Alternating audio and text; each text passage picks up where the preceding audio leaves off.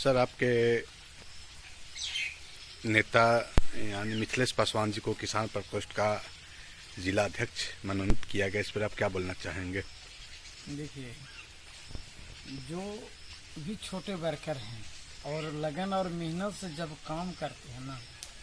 तो उनको तो परिश्रम को फल मिलता ही है। और मैं राष्ट्रीय अध्यक्ष चिराग पासवान जी को भी धन्यवाद देना चाहता हूं कि उन्होंने एक सोच बनाया है कि ऐसे जो छोटे वर्कर कहीं भी ग्रामीण क्षेत्र में जो छुपे हुए हैं और उनको जो है से उभर करके जो ऊपर जब चढ़ते हैं और उनको जब ऊपर में पद भी दिया जाता है, तो ये निश्चित है कि गया में लोक जनशक्ति पार्टी का विकास होगा। और एक ऐसा विश्वास हमें है कि जब मिथिलेश जी किसान प्रकोष्ठ के जिला अध्यक्ष बने हैं तो निश्चित है वो किसानों का मुद्दा, खाद का, पानी का, बिजली का, ये सब पर मुद्दा पर उभा। सर, लेकिन आज कहीं न कहीं सर लोजपा दो गुट में बटी हुई, इस पर आप क्या बोलना चाहेंगे? देखिए, दो दल पारस जी का गुट हो या चिराग जी का गुट हो, लेकिन हमारे जो जब हम पूर्व जिला अध्यक्ष हैं तो हमारे जो छोटे छोटे वर्कर हैं वो दोनों दल में हैं।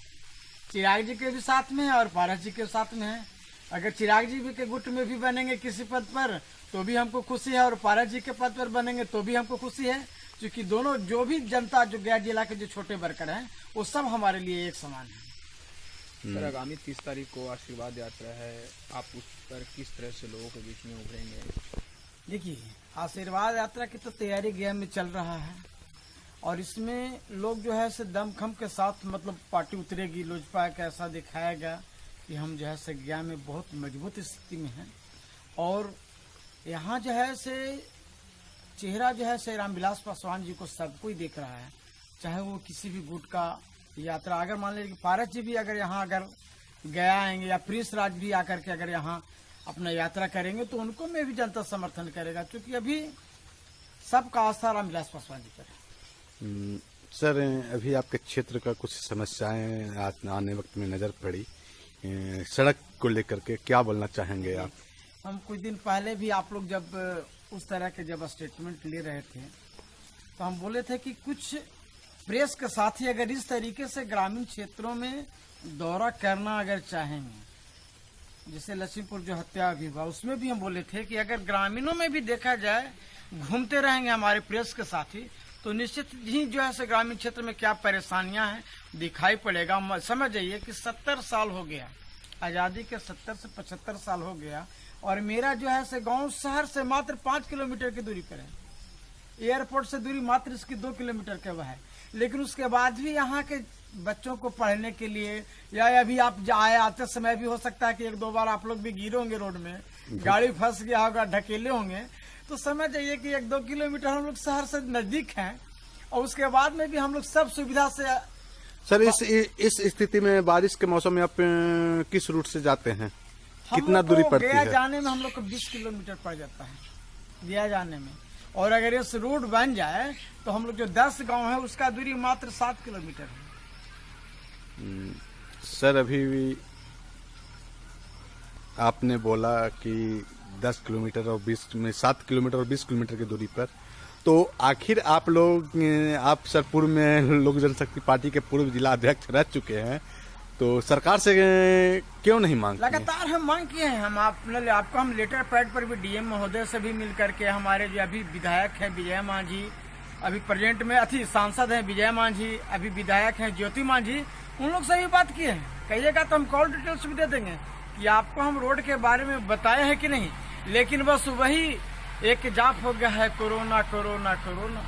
सर, एक तरफ कोरोना को लेकर के स्वास्थ्य व्यवस्था डगमगाई हुई है, उसको लेकर के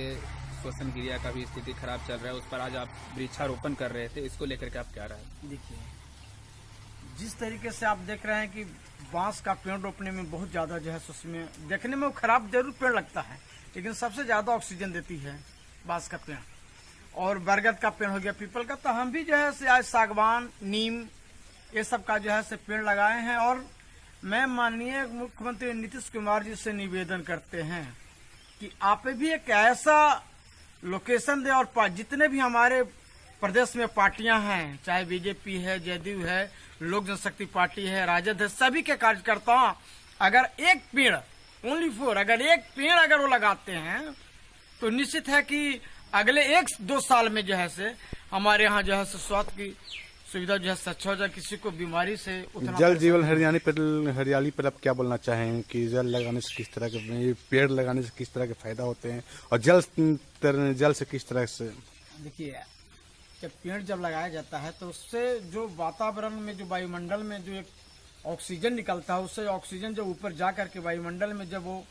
जल में जब परिणत हो जाता है तो मतलब बारिश होगी। बारिश होने से, पेड़ लगाने से जल का स्तर भी स्थिर रहता है और आपका भूमि जो है से संरक्षित रहता है, उसका जो शक्ति है वो भी जो है से बच करके रहता है। इसलिए पेड़ लगाना जो है से हर किसान को, हर वर्ग के, हर राजनीतिक लोगों को एक ऐसा मतलब एक दे दिया जाए, रूटीन दे दिया जाए कि आप अगर किसी भी पार्टी के वर्कर हैं तो आप एक पेड़ लगाइए। जैसे मान लीजिए कि हमारे राष्ट्रीय अध्यक्ष चिराग जी आ रहे हैं, गया में आप हल्ला कर रहे हैं ना कि राष्ट्रीय अध्यक्ष चिराग जी आ रहे हैं, तो यहाँ अभी जो है 10,000 की संख्या आबादी मतलब भीड़ लगेगा। तो इस भीड़ में अगर हर वर्करों का ऐसा उद्देश्य राष्ट्रीय अध्यक्ष बोले कि जितने भी हमारे वर्कर हैं वहाँ जो है गांधी मैदान, सर्किट हाउस या कहीं पर ऐसा व्यवस्था रहता कि आज लोक जनशक्ति पार्टी का कार्यक्रम में सब लोग जो है एक एक पेड़, जितने भी गाड़ी पर आएंगे 5, 6, 2, 1 लगाएंगे,